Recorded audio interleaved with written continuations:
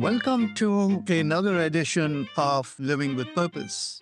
Today, I have Michelle Desmond, who is a thanatologist.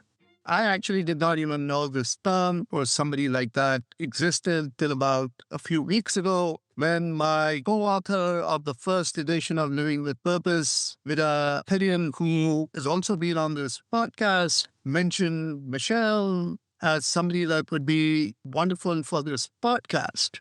Michelle brings in a significant corporate background, having worked at T-Mobile and Starbucks, and then decided to change and become somebody that actually works with people that are going through grief, deaths, and changes. It is quite a coincidence that Michelle is on the podcast today with me, which was scheduled a while ago because I lost one of my dear friends yesterday. And we all kind of look at grief in very different ways. But let's just first welcome Michelle to Living with Purpose. Michelle, welcome very much. Oh, thank you so much. Thank you for having me here today. I'm really pleased to talk with you. And I'd love to start with honoring your friend and expressing my condolences for the loss of someone who mattered so much to you and certainly, I'm sure, to many people. And it's something that happens to all of us every day, but we're not always prepared for it, even when we know things are coming. And so I'm grateful to talk about grief with you today and purpose because they are heavily intertwined for me. Thank you very much. And let's start off by just talking about your journey, your life, where you were born, the family that you were born in, the environment that you grew up in. And then we kind of slowly move into how you went into the corporate world and then into this fabulous space, a very important space. So let's start off with, your life journey. Happy to. I love this question because when we come to the end of all of those topics, you'll see, I think, as I've recently learned, how intertwined my life of origin and my career are and were. And so I was born in the heart of New England, grew up in a small town with my mom and dad, only child. And my dad was a fair amount older and had some heart problems. And so when I was 3 years old, he actually went into the hospital for heart valve surgery. And someone informed me not that long afterwards that he had, quote unquote, died on the table and been resuscitated, which I don't know is information that a young child wants or needs to know. Yeah. However, I would say, I think my early childhood was informed by this multi-week absence of my father, and I think a lot of uncertainty around what was happening. And then throughout the following 10 years, our life was very focused on normality. We lived a normal suburban Connecticut life, but also my dad's health in that we were, I think, always a bit on edge of, let's make sure he doesn't exert himself too much. Let's make sure he doesn't eat sodium, things of that nature that were just kind of normal for me. That was how we lived. And when I was 13 years old, we had dinner with my grandparents and came home. And that evening, while he was taking out the trash, my dad collapsed and died. And I don't know that he died in the house, but he collapsed in the house and I saw it. And it was incredibly difficult, as you can imagine. Yeah. And really, probably one of the most formative experiences of my existence. And it was very hard for me as a child. I was a bit of an anxious child, very studious, very serious, loved to participate in competitions of who could read the most books over the summer. I was a very serious child and anxious. And after my father's death, I was right on the threshold of going to high school. So, my mom was left a single parent. She was obviously very worried. She was distraught. And I took on that mode as a child of being self-sufficient, of trying not to cause any more pain or anguish or what have you. And I went on to high school. I was very studious. I was very serious about making sure that I was going to be a successful adult. And I just sort of pushed through. And I went to college in Virginia, went to University of Richmond, which at the time felt like a huge leap to go from Connecticut to Richmond, which is about 500 miles door to door. But for me and how insulated my life had been and how uneasy it had been, this was a big step. And it was the perfect stuff, exactly the right school for me. I loved it from the moment I set foot on the campus. I made lifelong friends who still remain very important parts of my life. And I set myself on a path to becoming a self-sufficient, successful business person. I studied business undergrad.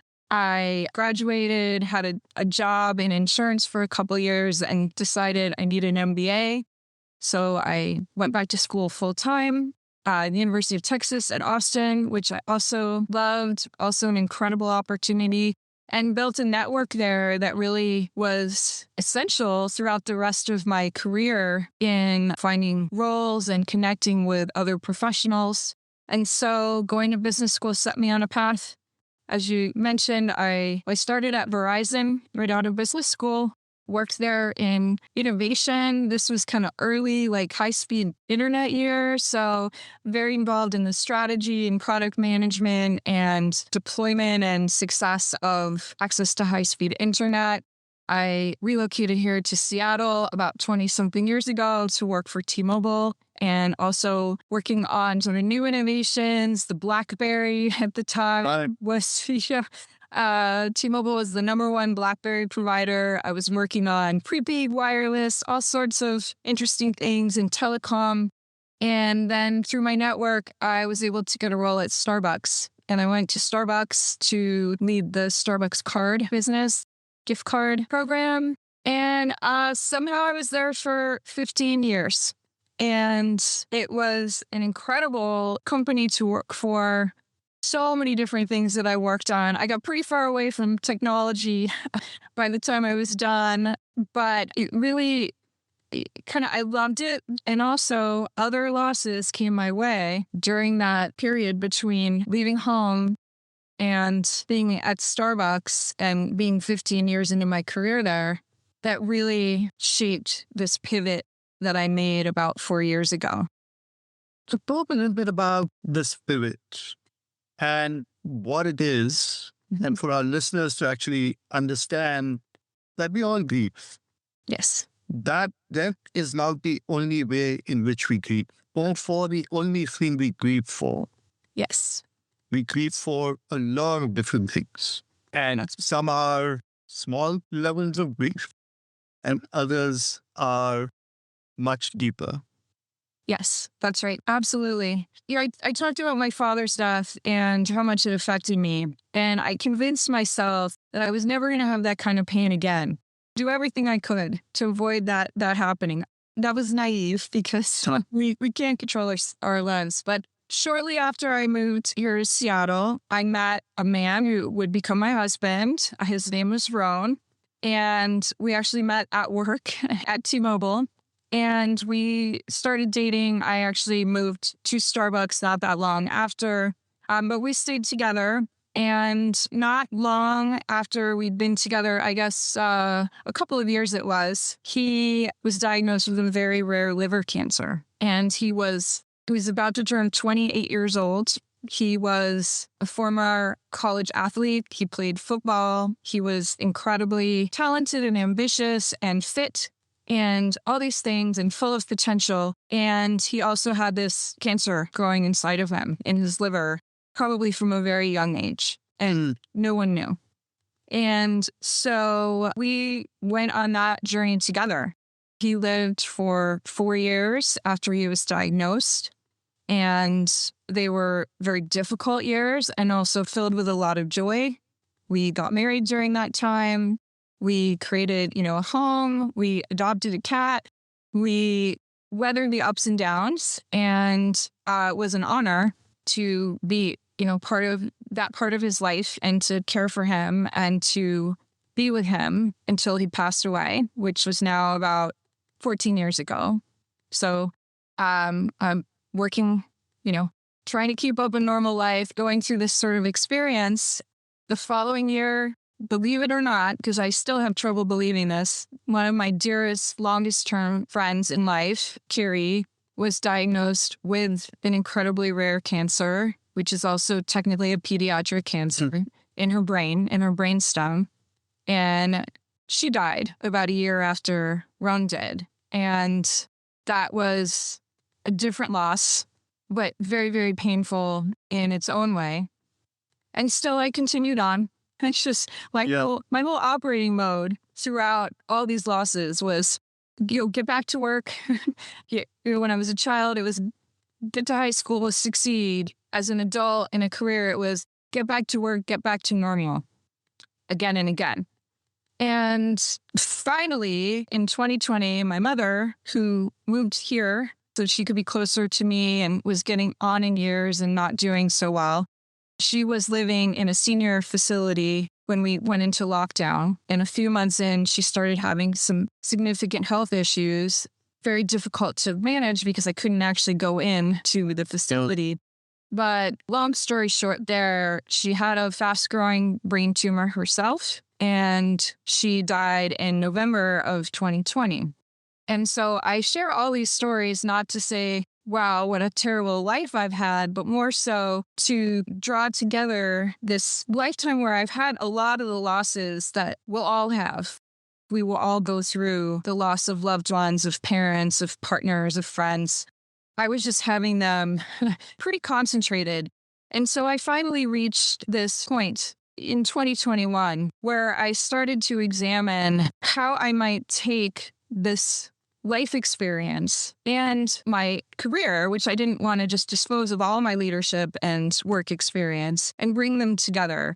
So the pivot was to figure out, what does that mean to bring this together? And I found thanatology, and no one has ever heard of it. I had heard of it. It's a new term. And it's a discipline that's been around, really came into being sort of the middle of the last century when people got serious about studying death, dying, and bereavement. So thanatology is the study of those things. And I found out that there are master's degree programs, master science degree programs in this field. And that was the unlock for me. I said, okay, these are credentials that I could add to my own lived experience that will allow me to have a broader perspective, to understand things in a way that as an individual, I wouldn't. And what it's unlocked for me is this realization that I thought I knew about grief because I walked those paths. It turns out there are decades of scientific research studies and people who've devoted their careers to exploring and explaining different types of grief, why we react the way we react in grief, what's happening in our brains, what's happening in our emotional coping processes. And I realized I didn't know any of this. Most people don't know any of this. And so what it's led me to is this real passion to translate these not very complicated, but science-based insights and theories into work that can help all of us understand what happens when we're grieving. Stop judging ourselves, stop shaming ourselves and other people, stop comparing which grief is harder. It's not a competition, but there's so much in this field. And now that I've been exposed to it, it's become very important to me to talk about all these things, to talk about death, dying, and all forms of grief.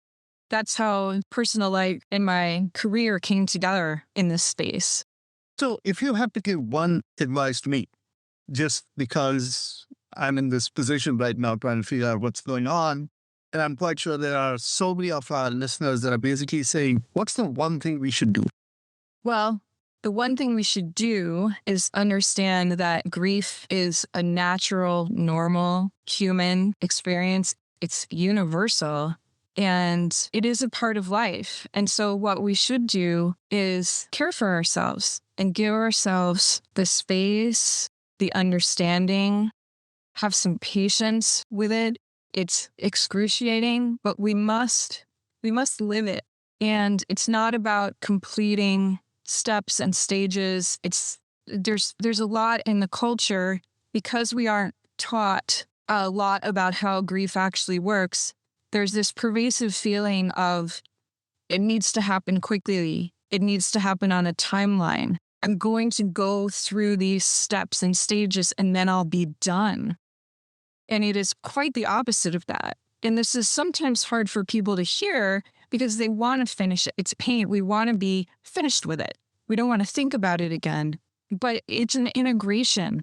It's something that happens emotionally, cognitively, even physically. And it's very, very natural, but we can't put a timeline to it. And we can't and shouldn't pressure ourselves and other people to kind of signal or demonstrate, I'm better. I'm putting that in air quotes. I'm over it, what have you. It is quite the opposite of that. It's about integrating it into your story, caring for that loss, and maintaining a relationship with what is lost, whether it's the person or even a pet. Honor that. And I wish I could tell you these are the 3 things you do, but I think it's being open to saying it's going to hurt. I don't want this loss, but it is something that I will live through. And how do I take care of myself in it and not put this pressure and this judgment and this shame? So what you're essentially saying is give yourself the license to hurt. Yes. And historically, traditional societies are actually given license for people to hurt. Yes. In my community, the widow, it's called 40 days of mourning, where the family is basically taking care of that person completely. Mm-hmm.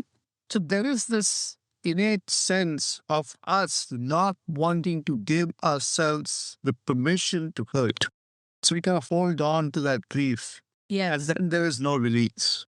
That's right. I think we have a sense for ourselves that we don't have this permission. And let's look at the signals that a lot of society sends to us. People that work in the corporate world. Someone you care about dies, you have to go consult a bereavement policy that might be a complicated matrix of, okay, what was my relationship to that person? Oh, okay, my uncle, and I didn't have to travel for a funeral, so I get 2 days. There's just this expectation that it's time-bound, right? And then people, I talk a lot about the role of social media and technology in grieving. And, we see people expressing grief through their social media, and maybe it's been 13 months since that person died, and we jump to conclusions and say, wow, I can't believe they're still talking about this, right? Well, of course, after 40 days, I love that practice, right? There are so many beautiful practices of caring for the grieving. But in most cases, it's so concentrated to 3 days, 40 days, kind of like maybe you get a year. And then after a year, it's like, well, what's wrong with that person? There's nothing wrong. Part of what happens in grief is this sort of up and down emotional, cognitive experience. And so this is the piece that I'm very passionate about, because it is absolutely okay to have a moment of sadness, no matter how long ago that loss was. It's not about finishing it. It's about that permission to say, I'm going to feel it, right? Yes, it's going to hurt. And then I'm going to think about something else again. I'd love to move on. We'd love to continue this conversation, but let me pivot towards purpose. But before I do that, you kind of brought up this very important word, sadness. Our whole life and everything that we do, classes, courses, there's all about seeking happiness. But nobody really talks about that you really cannot be happy without a measure of sadness. And what does it actually mean to be practicing sadness in a way that allows you to eventually feel joy? So to our listeners, don't just focus on happiness. And I think another important related point to what you're saying is the goal of grieving is not to be happy. Oftentimes we think, when I finish grieving, I'm going to be happy. You're exactly in the space that I think about it, which is these are separate things. And to really understand happiness, one has to have truly felt potentially sorrow and sadness. But that doesn't mean that when you're sad, your goal is to be happy. That is correct. So, Michelle, let's talk a little bit about the importance of purpose. Why has purpose been so important for you? Yes, I love this question. Thinking about our conversation, and I was contemplating something I participated in actually while I was working at Starbucks in the summer of 2019. And it was called Achieving Excellence. And the program was about identifying your purpose. And in that moment, after, a couple days in this room and trying to get to it, I landed on something that said, my purpose is to use my experiences to help others learn and heal. And I look at that now, and I actually hadn't looked at this in a while, and I realized that my purpose was calling to me in the summer of 2019, before my mother's death, before the pandemic, before I quit my job and went back to school. So it's been there. And I think that element of purpose exists, and becoming open to it, making the connections that allow you to reach into it is magical. Because I'm sitting in a corporate workshop writing about healing, and I thought, well, how am I going to share this with my team? My team's going to say, "What are you healing us? What?" Right? But there it was on paper that I somehow knew, even though I hadn't landed on what it looked like yet. But it existed for me, if that makes sense. One of my podcast guests talked about purpose. You don't discover purpose. Purpose actually emerges from within you because of lived experiences. And in many cases, we're not willing to listen to ourselves because life continues to drive us in certain ways. So you took the moment to actually listen to yourself. Right. And that emergence has actually put you on a completely different path. So as we come close to the end of our time, why don't you share your one golden nugget that you live by that you would want to share with our listeners? I come back to a great golden nugget in what you said, but I think it is just this notion. Grieving is a natural human experience that we will all have. And if we can learn a little bit about it, maybe when we're not in the depths of it, we can care better for ourselves and for those that we love. And this is something that might be unappealing to people, but my hope is that if people are open to learning a little more, it won't change that we grieve. It won't change that we experience the pain. It won't remove the grief, but perhaps it will give us a little more support for ourselves and for those around us. Michelle, thank you so very much for what you do and for giving our listeners and to me something really to think about and to really also focus not just on being happy, but to also living with sadness. To our listeners, purpose is this renewable source of energy that continues to drive humanity forward. Listen to yourselves. Give yourself the permission and time to grieve, to think, to reflect, and let your thoughts emerge from that. If you want to connect with Michelle, she's on LinkedIn. Please seek her out. Thank you all very much. And thank you very much, Michelle, for being part of the podcast series. Thank you so much.